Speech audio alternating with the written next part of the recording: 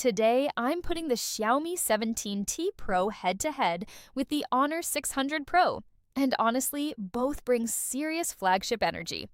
Starting with design, the Xiaomi feels a bit more aggressive and performance-focused, while the Honor leans into a cleaner, more premium finish.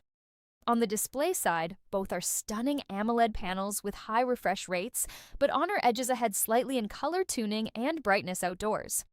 Performance-wise, the 17T Pro pushes harder in gaming thanks to its tuned chipset and better sustained performance, while the Honor 600 Pro is more balanced for everyday use and efficiency. Cameras? This is close. Xiaomi wins in detail and zoom consistency, but Honor produces more natural skin tones and better portrait shots. Battery life is solid on both, though Honor lasts a bit longer in mixed use. So which one wins? If you want power in gaming, go Xiaomi. If you want balance and camera polish, Honor takes it. That's the real deal. Let me know your pick below too.